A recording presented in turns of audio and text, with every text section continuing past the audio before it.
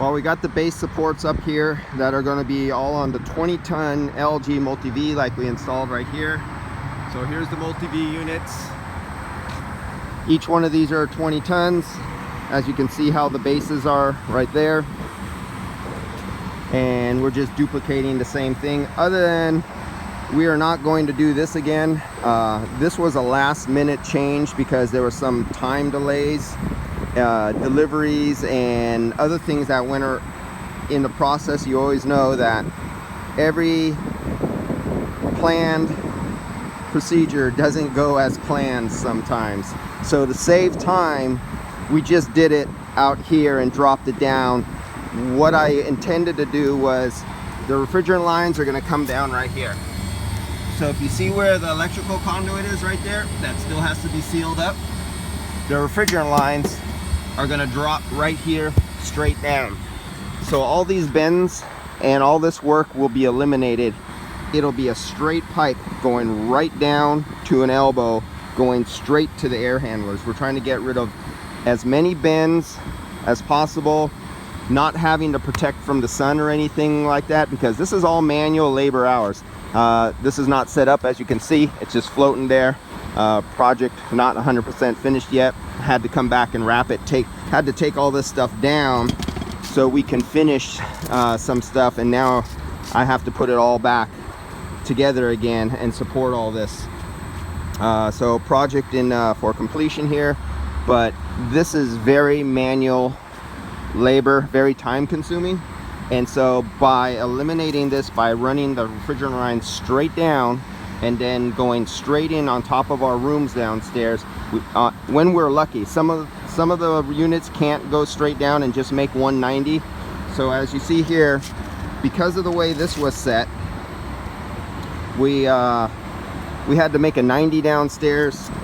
We came over to here and we make a 90 here. So you have 190 downstairs, coming over another 90, then coming up, then another 90, then another 90, and then you got another 90. So what we're gonna do is eliminate these 90s by coming straight down. And the placement, my son's up here measuring out where all the units are gonna go. And like if it's going to be in the middle of the room, because we're not lucky enough to fall at an edge of a room and come down and do just one straight 90, we have the units in the middle of the room and where he marked them out at, and the refrigerant piping is going to go straight down and fall right. Let's say this is a room. The room is a long room. The piping is going to fall straight down, hit the top of the room, and then branch out in a Y that branches out into two 90s going in each direction. And then there's going to be a multitude of air handlers on one side of the room and a multitude of air handlers on the other side of the room. And off that one refrigerant branch, it's just going to go out like a water tee, and it just pipes off and taps off of it all the way down to the last air handler and the last air handler downstairs. I'll show you blueprints of this later on, how we came up with this system. There's several different reasons we had to shuffle things around. Yeah, that's about it. So everything is getting laid out. My son was left here. I left him here yesterday. This is his project. I am giving him responsibility, and he is the design most of the aspects of this project.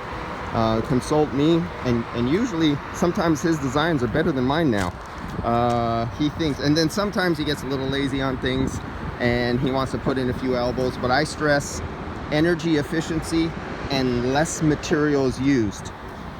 By placing your units right over where you can come down and make one bend, that's a lot less labor and that's a lot less materials. Unlike when you have something this big like this. This is the old unit they had up here from before, and every time you have to make a connection on a roof and you have to go lateral, that's labor and time and materials before you could go down.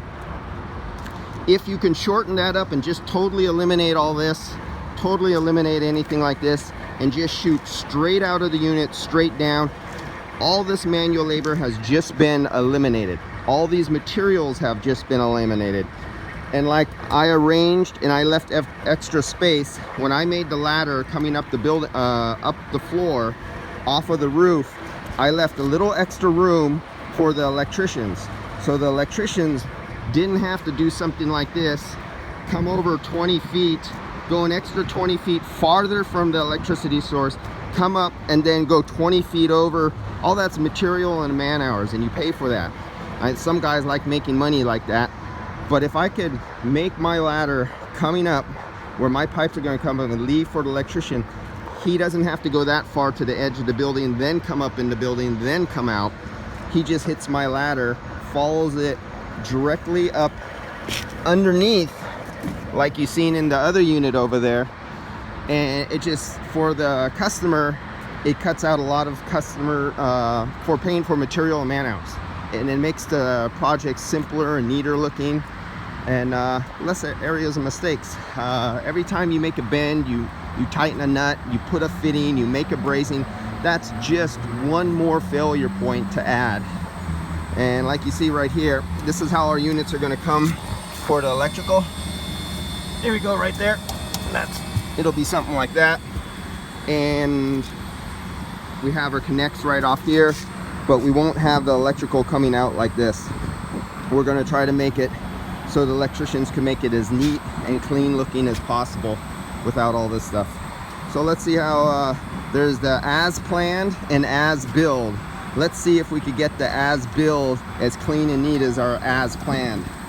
All right guys, I'll see you later.